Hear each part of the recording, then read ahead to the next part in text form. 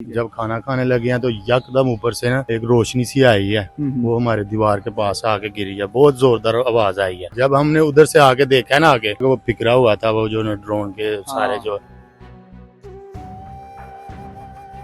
इस वक्त मैं सियालकोट के एक गांव मेमुजोया में मौजूद हूं, जहां पर भारत की जानिब से जो गोलाबारी की गई है, इस वक्त इसी जगह पर हम मौजूद हैं। ये हमारे साथ यहाँ के रहायशी लोग मौजूद हैं। इनसे डिटेल पूछते हैं कि ये कब वाक़या हुआ और उसके बाद इनके हौसलों के बारे में पूछते हैं कि आप क्या कहते हैं। हम रात को ना, ये हमारी हार्वेस्टर है, हम है। कटाई करके आए थे रात को, ठीक है। तकरीबन 1-1:30 बजे के राउंड बोर्ड। हमने उधर गाड़ी खड़ी की है, हमारा घर साथ ही है उधर ना। गाड़ी खड़ी करके हम थोड़ा खाना खाने लगे हैं। जब खाना खाने लगे हैं तो यकदम ऊपर से ना एक रोशनी सी आई है, वो हमारे दीवार के पास आके गिरी है। बहुत जोरदार आवाज आई है। ठीक है। हमने ये समझा कोई ट्रांसफार्मर फट गया या इस तरह काम हो गया। जब हमने उधर से आगे देखा ना, आगे तो आगे देखा कि वो बिखरा हुआ था, वो जो ड्रोन के सारे जो। तो ये जो है ना, हम बिल्कुल नहीं घबराए। हम जितने भी दोस्त थे सब ने मिलकर उसको उठाया, इकट्ठा किया। वो जो दूसरा नाकाम उधर पड़ा उसके पास भी हम खड़े रहे हैं, कोई बिल्कुल नहीं घबराया किसी तरह का भी। तो अल्हम्दुलिल्लाह हम पाकिस्तान फौज ने बहुत अच्छा जवाब दिया, उनको मार गिराया वो ड्रोन को।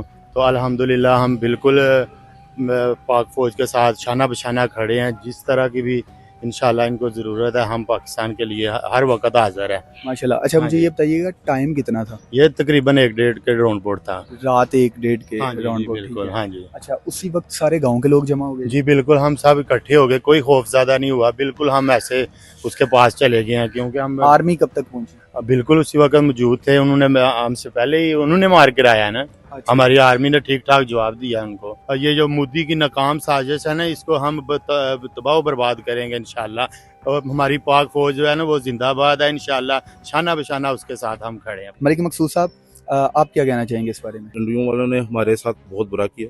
मतलब कि हमारे इलाके में हमारे जो गांव के लोग हैं वो ज़रा थोड़े से परेशान तो होते हैं, सारी बात है। इधर ड्रोन आया और साथ में हमारे 2-3 गांव हैं, उधर भी 2-3 ड्रोन गिरे हैं। लेकिन अल्हम्दुलिल्लाह हम डरने वाले नहीं हैं।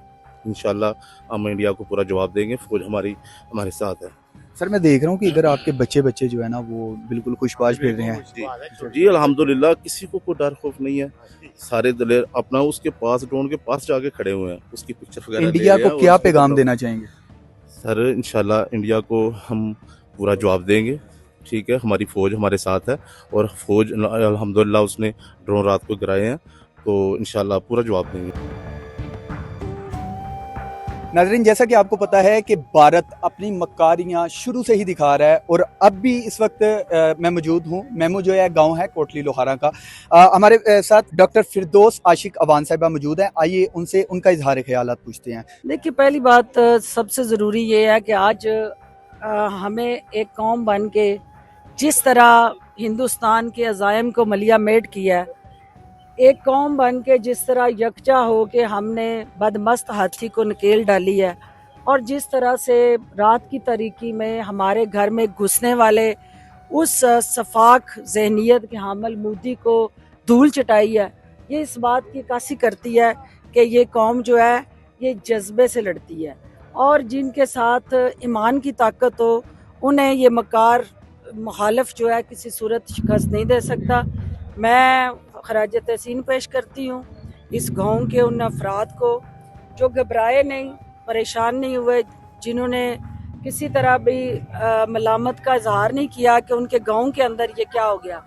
ये समझते हैं कि इनके गांव की मुहाफ़िज़ इस पाक सरजमीन और धरती माँ की मुहाफ़िज़ अफ़वाज पाकिस्तान है, और उन्होंने ये जिस तरह से उनको डिसंगेज करके इनको नकारा बनाया और जिस तरह से अपनी शहरी आबादी को उस नुकसान से बचाया, इस बात की कासी करती है कि हमारी अफवाज दुनिया की बासलाहियत अफवाज हैं।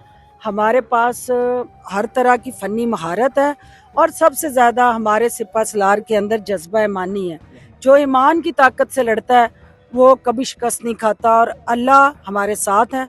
और ला इलाहा की बुनियाद पे बनने वाला ये मुल्क जो है, इसकी तहों में ला इलाहा की गूंज है, इसमें शोहदा का खून है।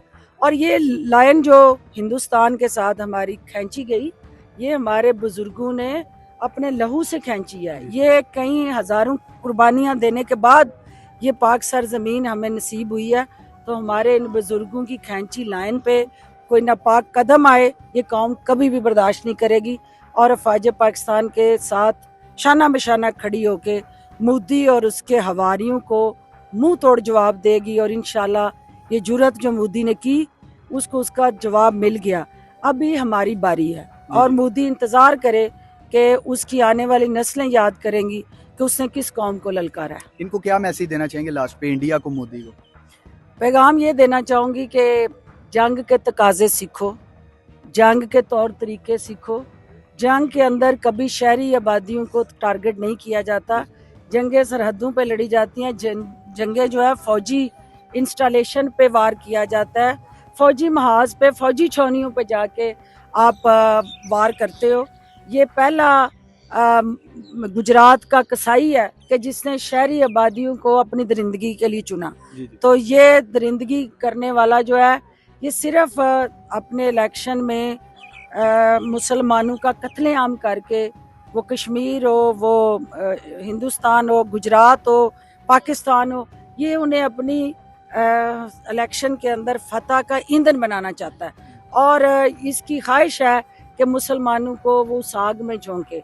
तो मुसलमान वो हिंदुस्तान में रहते हों या पाकिस्तान में रहते हों या दुनिया में कहीं भी रहते हों, हम ला इलाहा के मानने वाले हैं और हम इकट्ठे हैं और इंशाल्लाह उसी ईमान से हम मोदी के इरादों को मलिया मेट करेंगे। इंशाल्लाह। Thank you so much. जिंदाबाद।